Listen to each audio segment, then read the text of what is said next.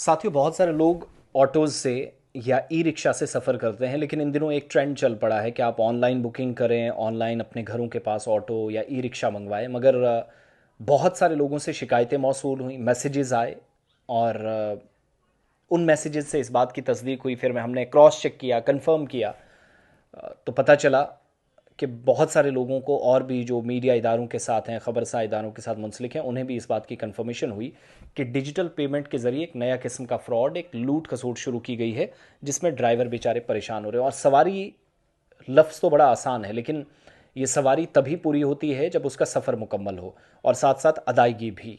यानी मैं कहीं सफ़र कर रहा हूँ, मैं उसके एवज़ पैसा दूंगा, किराया दूंगा, वो देने के बाद वो सवारी कंप्लीट हो जाएगी। अपनी मंजिल तक पहुंचने के बाद मुसाफिर ड्राइवरों के साथ ये सिलसिला करेंगे, हमने सोचा नहीं था। बहुत सारी जगहों से जो हमें शिकायतें मौसूल हुई, और इससे डिजिटली जो पेमेंट हो रहा है, जी पे के ज़रिए अदायगियाँ हो रही हैं, वो वादे पूरे ना होने की सूरत में ट्रांसपोर्टर्स बेबस हैं, जो ऑलरेडी कई तरह के चैलेंजेस से गुजर रहे हैं। पता ये चला कि बहुत सारे लोग, मान लीजिएगा मैं 2 किलोमीटर का या 3, 4, 5, 10 किलोमीटर का सफ़र कर रहा हूँ ऑटो से, और मैं जी पे से या फ़ोन पे से पैसा दे रहा हूँ। पेमेंट्स करने के टाइम मुझे ट्रांजैक्शन बार बार फेल हो रही है, कुछ मुश्किलात आ रही हैं। इस वादे की बुनियाद पर कि मैं घर पहुँचते ही आपको कर दूंगा, ड्राइवर के साथ बहुत सारे लोगों ने धोखा किया। और ये कश्मीर के अंदर हुआ, जम्मू के अंदर हुआ, नरवाल जम्मू के अंदर हुआ, जानीपुर जम्मू के अंदर हुआ, श्रीनगर के करण नगर इलाके के अंदर हुआ, एचएमटी से एक शिकायत मिली। इसी तरीके से बारामूला नॉर्थ कश्मीर में पटन से भी शिकायतें मिली, और बहुत सारी जगहों पर जहां शिकायतें हम तक पहुंचती नहीं, लेकिन मैं वो एरियाज़ बता रहा हूं जहां से पता चला।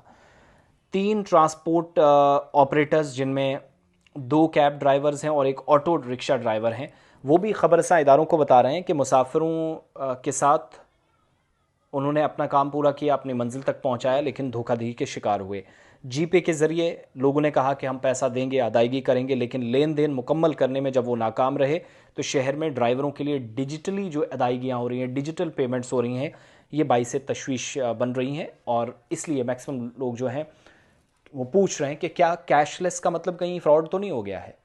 अगर आपके पास पैसा नहीं है तो आप कुछ भी कर सकते हैं।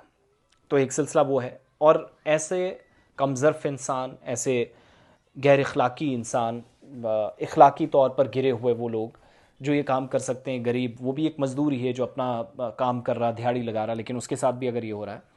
जिस 10 टैक्सी सर्विस कंपनियों के साथ बहुत सारे लोग, जिनमें एक टैक्सी ड्राइवर एक मीडिया हाउस के साथ बात करते हुए कहा रहा है कि वो जिनके साथ काम करते हैं, हालिया हफ्तों के दौरान उसके साथ 2 बार धोखा हुआ है।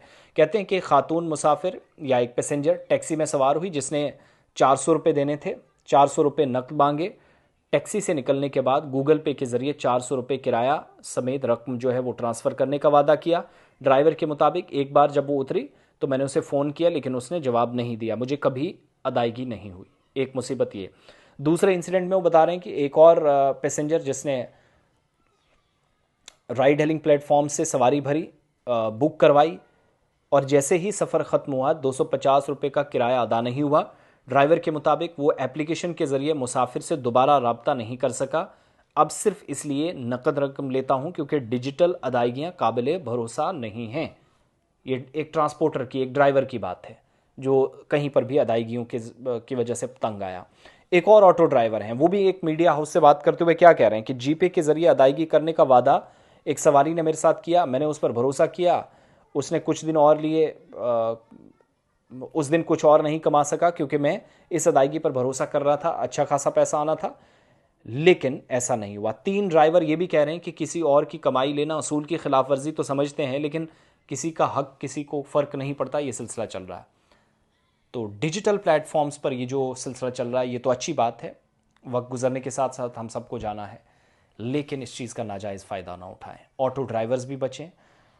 हमारी तो ये रिक्वेस्ट है। अब कई लोगों को फ़र्क इस बात से नहीं पड़ता, लेकिन फिर भी कह रहे हैं कि पॉसिबल हो तो अदायगी पहले कर दें, और जहाँ पर शक व शुबहात हैं वहाँ तो हर हाल में कोई कॉम्प्रोमाइज़ नहीं, पहले पैसे। लेकिन उन एप्लीकेशंस के ज़रिए भी ड्राइवर हजरात याद रखिएगा जहाँ से आप दोबारा कांटेक्ट पैसेंजर के साथ नहीं कर सकते। अनफॉर्चुनेटली नंबर कई मरतबा, क्योंकि कंपनी भी प्राइवेसी का ख्याल रखते हैं, तो मोबाइल नंबर या जीमेल तक भी नहीं वहाँ देते, तो बहुत मुश्किल हो जाती है। तो इसलिए ज़रा ख्याल रखिएगा।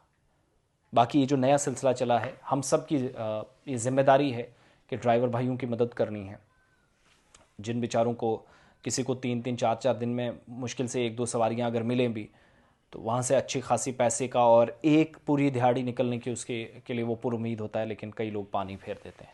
अनफॉर्चुनेट पार्ट है, लेकिन एक नया किस्म का स्कैम है जो ऑटो ड्राइवर्स जिसका शिकार हो रहे हैं। थोड़ा सा एहतियात बरतने की ज़रूरत है।